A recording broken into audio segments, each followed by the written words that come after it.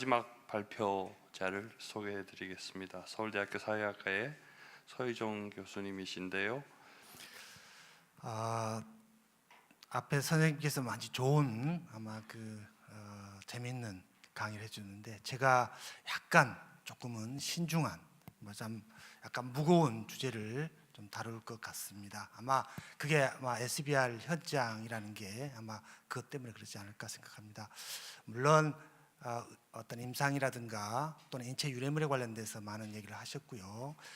대만에서 오신 쿠어 선생님도 대만의 경우에 보면은 인체 연구법이라고 하는 것은 돼 있지만 우리나라의 생명률 안전형 법률 안에 모든 인간 대상 연구, 특히 SBR까지, 그러니까 사회과학, 행동과학의 연구까지 포함한 그것이 법제화된 또 그래서 아마 이식과 선생님께서 저한테 한국에 혹시 이 사회과학, 행동과학에 대해서 큰 무리된 사건이 있었느냐 이렇게 질문을 저한테 해왔습니다. 아마 그런 부분들이 첫째 우리가 질문을 해야 될 것 같습니다.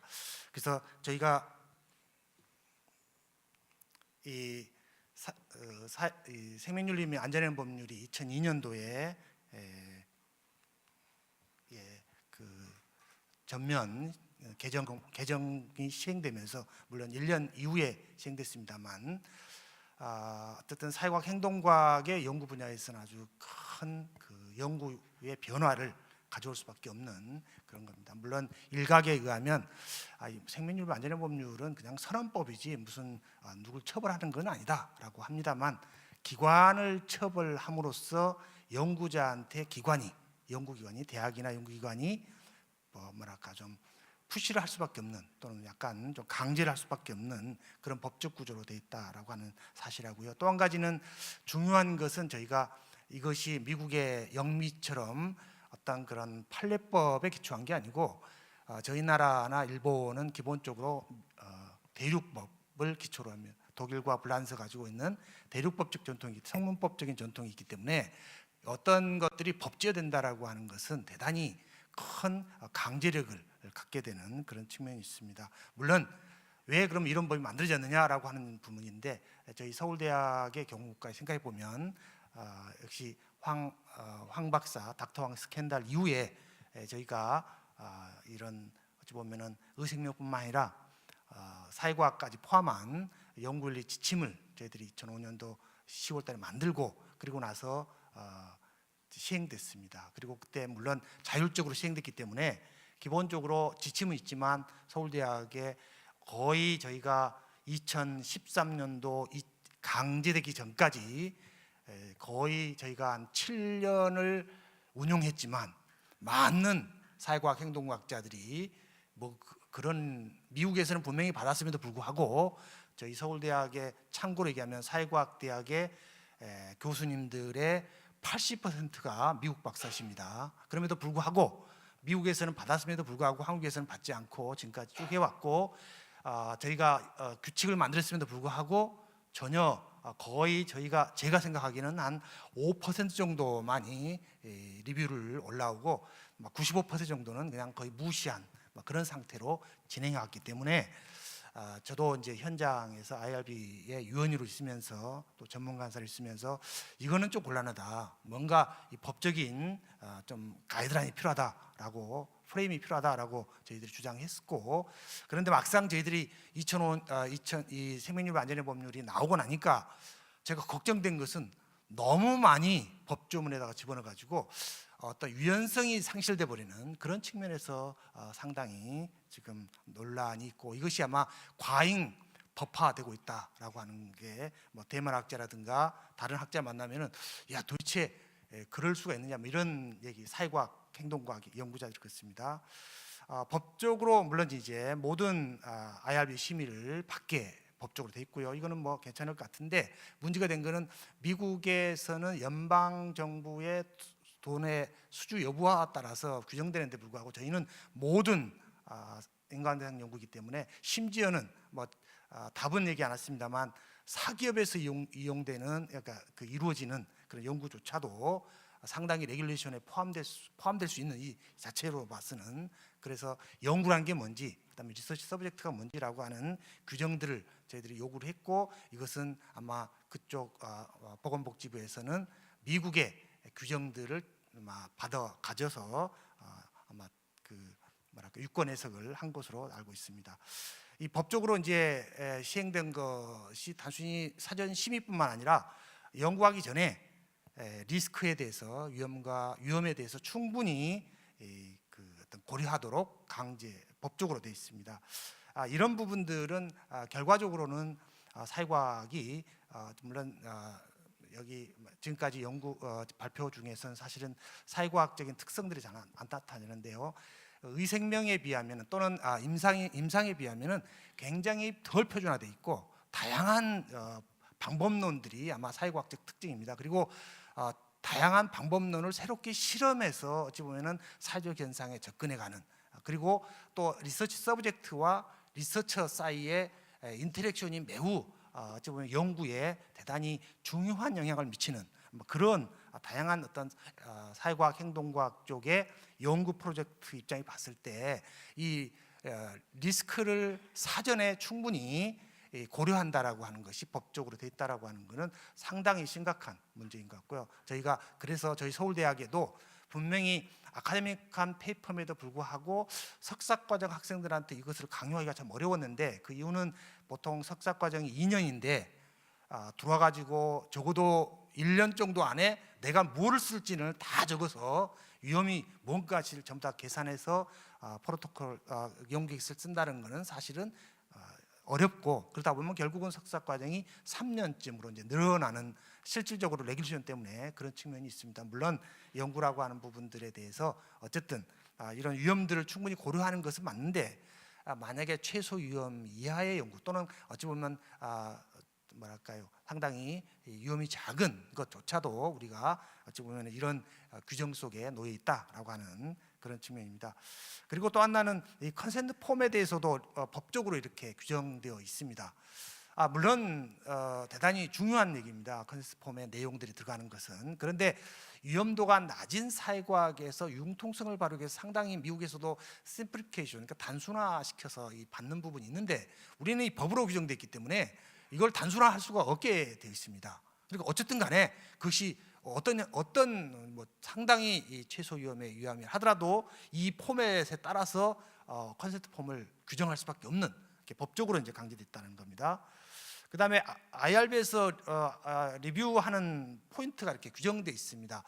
저희가 참고로 얘기한다 그러면 IRB라고 하는 것은 생명주기 안전의 법률에 따라서 만들어진 기구입니다만, 저희는 또 그것 말고 우리 아까 대만에서 오셨지만, 대만에서 코 선생님 말씀하셨지만 개인정보보호법도 저희가 미국과 좀 다르게 매우 기본법으로, 그리고 또 상당히 광범하게 규정하고 있습니다. 물론 개인정보보호법이 학술 분야의 개인정보까지를 관리할 것이냐에 대한 아직 판례가 나오지 않아서 정확하게는 알지 못하지만, 대체로 사회과 아마 무슨 미국에서 특히 클리니컬과 관련된 그런 임상 관련된 또는 의생명 관련된 그런 그 개인정보에 대한 특별법이 나오기 전까지는 적어도 아마 사회과학, 행동과학조차도 특히 의생명까지 포함한 부분이 아마 개인정보 기본법에 아마 규속이 될 것이다라고 생각을 합니다. 그래서 이런 측면에서 법적으로 이런 것들 규정되어 있다라고 하는 부분들은 사실은 저희가 상당히 IRB의 어떤 자율성,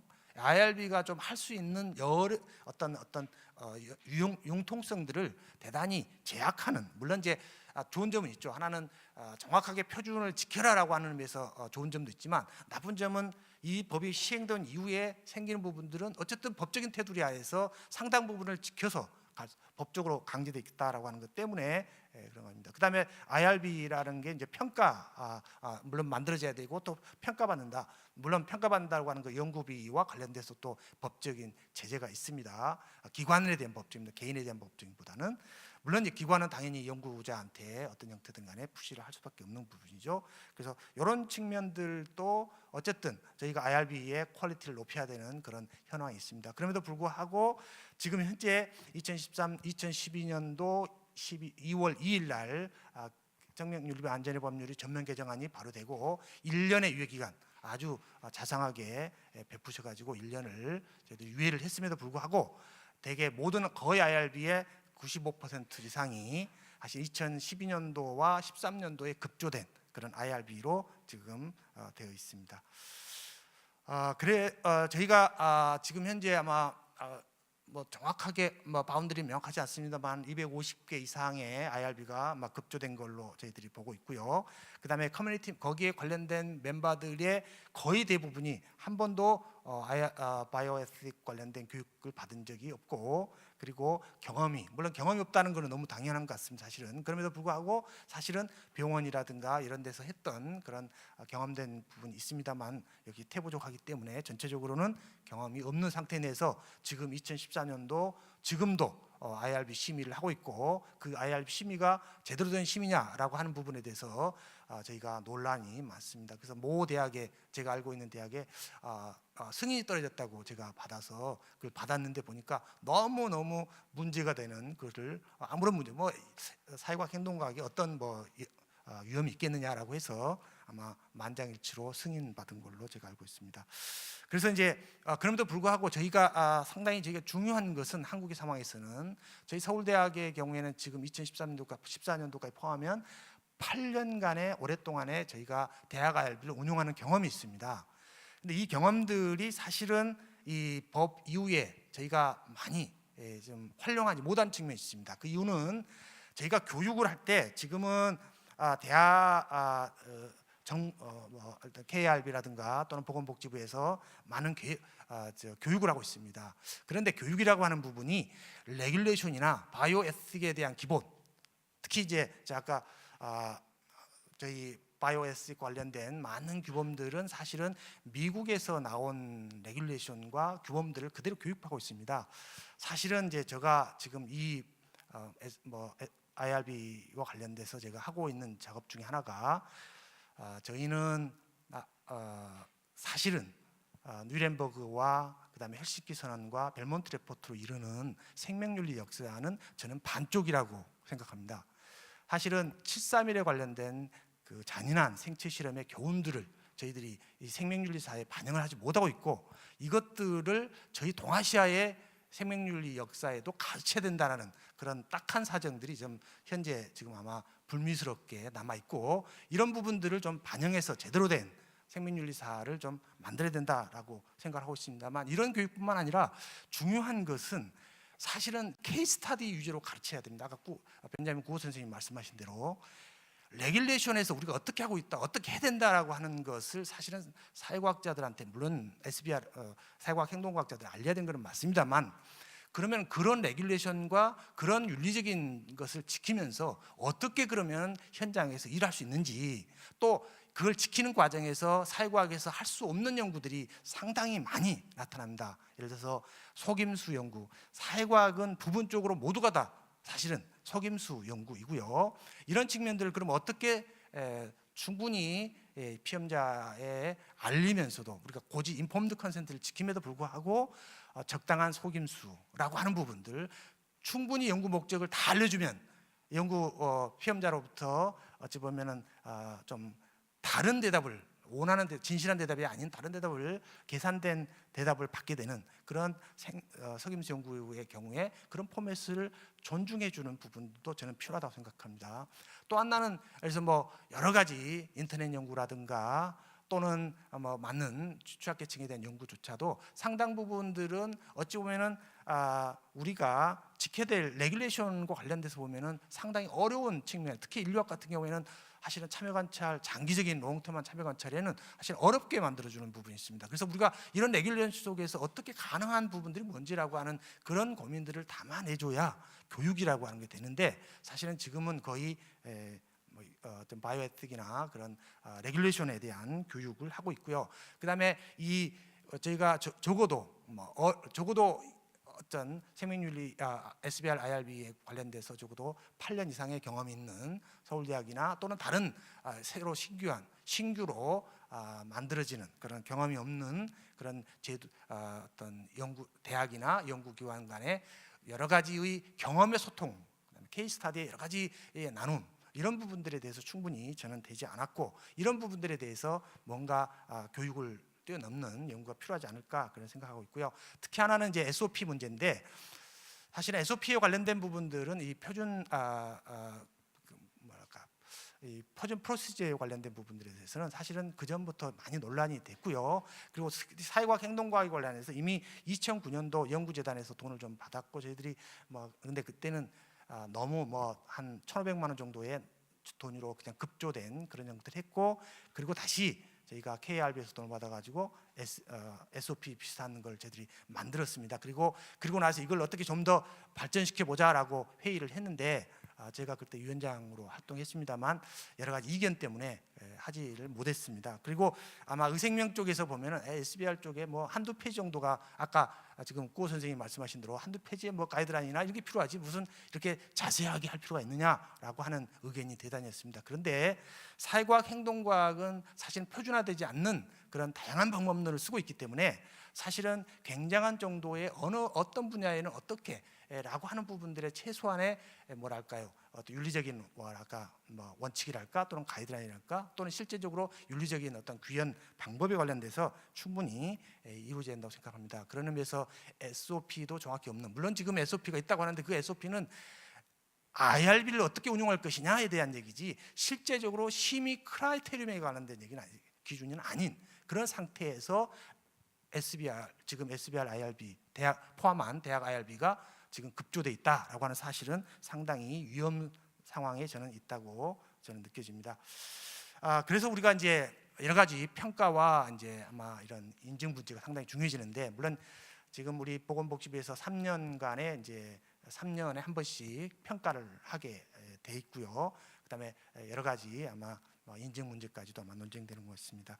아마 한다 그러면 아마 첫 해는 아마 제도적인 부분들이 될 텐데 여전히 그렇다면 이제 남아 있는 심의 기준이나 심의 현장에 관련된 얘기들은 아직 여전히 남아 있습니다. 그럼에도 불구하고 여전히 저는 제도적인 부분이 상당히 중요하다고 생각합니다.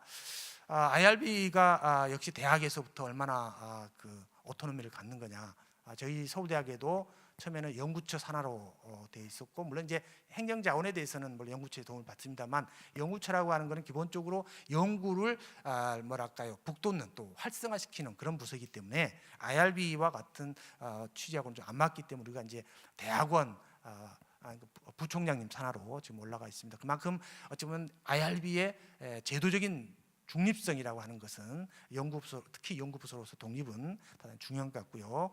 그다음에 이 IRB 멤버의 구성, IRB 멤버를 어떻게 구성하느냐가 사실 IRB 심의의 규정을 대단히 중요합니다. 물론 이제 법적으로 우리가 외부 심사위원이나 또 non scientific 리뷰어 멤버를 두게 되고 특히 저희는 성인지적 관점에서 남성만 또는 여성만으로 IRB 구성을 못하게 돼 있는 그런 법적 규정도 있습니다. 그런데 이것보다 더 중요한 거는 SBR에서 매우 중요한 문제는 이런 겁니다. SBR 분야에서는 사회과학 행동 분야에서는 사실은 바운더리가 좀 모호하고요. 그다음에 융합 분야까지 최근에 포함하기 때문에 어디까지가 도대체 SBR인지 참 모호한 부분이 있습니다. 뿐만 아니라 그렇기 때문에 굉장히 각 학문마다 그 디시플린 스페시픽하게 레귤레이션 디시플린을 발전시켰습니다. 지금까지 에틱을. 그렇기 때문에 심리학의 어찌 보면 바이오에틱 연구 피험자 보호라고 하는 원칙도 인류학의 원칙과는 전혀 다르고요. 그다음에 사회학도 다르고 교육학도 다르게 되어 있습니다. 그렇게 하다 보니까 IRB 멤버에 뭔가 SBR 쪽을 한다면 인류학자도 들어가야 될 것 같고 심리학자도 들어갈 것 같고 또 교육학자는 왜 우리는 안 들어가 있느냐, 왜 우리는 사회학자는 안 들어있느냐 이런 식으로 나오게 되고 만약에 이런 것들이 없었을 때는 니들이 우리 사회과학이나 사회학이나 또는 사회복지학의 그런 특성들을 네가 어떻게 알고 리뷰를 할 수 있다는 말이냐 이렇게 이제 나오는 부분 때문에 그런 다양한 부분들의 최소한 부분을 이제 포함시키다 보니까 저희 서울대학의 IRB도 사실은 생각보다는 아마 상당히 대규모의 IRB 군다 한 회의를 할 때마다 전체 포맷을 가지고 거의 12명에서 14명까지 지금 올라가고 있습니다. 그 이유는 아마 옆에 이제 아마 정당성을 갖다 보니까 생기는 그런 측면입니다. 물론 5인 이상으로만 돼 있습니다만 사실 SBR에서 5인 이상으로 그럼 들어갈 수 있는 거는 넌 아마 커뮤니티 멤버 한 분, 그다음에 이제 난 사이언티픽 한 분 들어가고, 근데 바이오에틱이나 또 레귤레이션 분야에 한 분 들어가면 나머지 2분 정도밖에 사실은 사회과학 행동과 사이언티픽 리뷰어가 들어가지 않게 돼 있는 상황입니다. 그런데 이 2분을 누구로 채울 거냐라고 하는 부분 때문에 결과적으로 12분이나 14분이 될 수밖에 없는 그런 측면이 있다는 겁니다. 그다음에 또 하나는 이제 교육과 경험 부분인데, 사실은 교육과 경험 부분 뭐 약간 지금 뭐 저희 서울대학의 경우에 물론 다른 나라도 좀 비슷한 쪽이 있습니다만 그런 교육을 하고 있습니다만, 사실은 그 IRB 멤버라고 하는 게 3D 직업이 3D 일이 돼가지고 서로 안 하려고 서로 요구도문 안 하려고 하기 때문에 전체적으로는 이걸 강제하기가 참 어려운 그런 측면이 있고요. 그다음에 SOP를 좀 더 아마 가지고 있어야 된다는 부분. 그래서 이제 사이언티픽 리뷰어, 이 사이언티픽 멤버 리뷰어들에 관련돼서 좀 다양한 부분이 있는데, 이 부분에 대해서 여러 가지 저희가 좀 어려움이 있습니다. 그래서 어떤 한 분이 아무래도 리뷰를 하게 되면 좀 그분의 영향력이 매우 크기 때문에 두 분, 뭐 메디칼 쪽에서는 뭐 2-3번씩 하기도 합니다만, 아직 저희는 그렇게까지 하기에 어려워서, 또는 사회과학의 상당 부분이 저희가 뭐랄까요, 심의 면제나 또는 신속심의 했기 때문에 지금 한 분이 지금 리뷰합니다만, 아마 이것도 한 분이 아니라 한 2분 정도를 해야 될지도 모르는 그런 의미에서의 부분이 있습니다.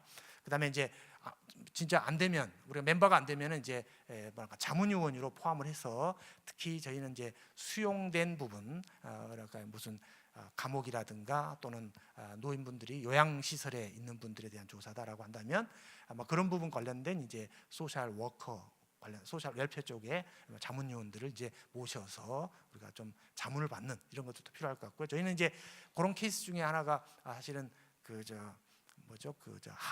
한약의 부분이 들어가서 저희 서울대학에서 한번 자문위원, 그다음 결국은 나중에 저희 원외 멤버까지 된 그런 측면도 있습니다.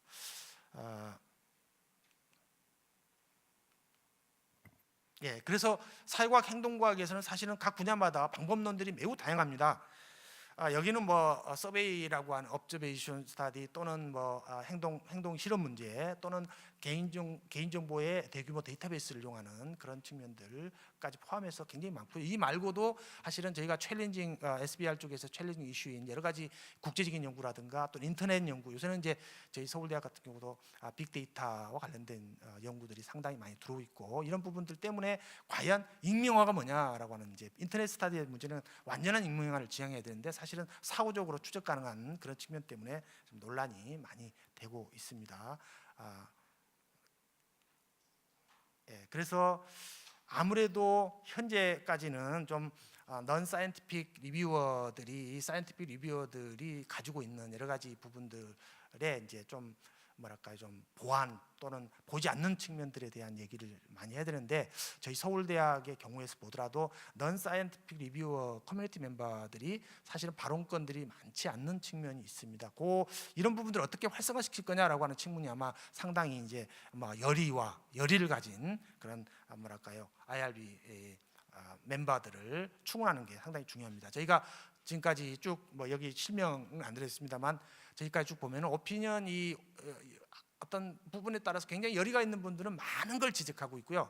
그다음에 열의가 없는 분들은 그냥 거의 승인 또는 이건도 없이, 또는 한두 개를 지적한 다음에 승인하는 그런 측면들이 많다라는 겁니다. 물론 이렇게 통계가 낮게 나오는 것은 저희가 그만큼 이제 SBR 쪽에 최소 위험의 이하의 연구들이 있어서 전체 토탈하다 보니 그렇습니다. 저희가 지적한 부분들을 쭉 보면은 아무래도 연구 설계 전체를 바꾸는 부분도 많고요. 그다음에 이제 컨센트 폼, 동의서를 바꾸는 부분도 많이 있고, 또는 이제 아무래도 이 법적인 또는 여러 가지 그 폼을 잘 사용하지 않는 그런 측면도 있습니다만, 기본적으로 상당히 맞는 것은 저희 사회과학이 원래는 심의 면제가, 제가 버클리 대학을 갔습니다만 거기 60% 정도가 심의 면제로 처리되고 한 25원에 30% 정도가 신속 심의, 한 10% 정도만 굉장히 이렇게 아마 위험도가 높은, 그렇기 때문에 이게 정규 심의로 올라오는데, 저희 서울대학의 경험으로 보면 사실은 연구자가 심의 계획서를 충분히, 그러니까 연구 피험자의 어떤 위험이라든가 이런 것들을 충분히 고려하지 않기 때문에 모든 심의 면제 비율이 굉장히 낮고 대부분이 정규 심의에 올라오는 그런 측면이, 지금은 이제 많이 좋아져서 저희들이 신속 심의로 많이 내리고 있습니다만, 한때까지도 거의 대부분이 정규 심의에 올라오는 이런 측면이 있습니다. 그리고 심의의 경우에도 상당히 논란이 되고요. 그래서 이렇게 IRB를 저희가 심의를 하다 보면 저희가 IRB를 어떤 부분들을 구성하느냐라고 하는 것이 대단히 중요한 어떤 영향을 미친다는 겁니다. 저희들이 보면은 대개 보면은 이제 뭐 심의서 제출 미비다라고 한다면 이제 그 부분을 주로 지적하는 그런 의대 교수님이나 이런 분들이 계시고요. 또는 뭐 여러 가지 뭐 피험자라든가 위원회 이런 것들이 주적하는 부분이 있습니다. 그리고 개인에 따라서 또 그런 부분을 관심이 많아서 그쪽 부분을 많이 지적하는 분도 계시고요. 그래서 심의위원들의 열정이 있고, 그리고 또 교육과 경험들을 좀 갖는 그런 부분, 커뮤니티 멤버들을 어찌 보면 삼고 초려를 통해서라도 잘 충원하는 것이 대단히 중요합니다.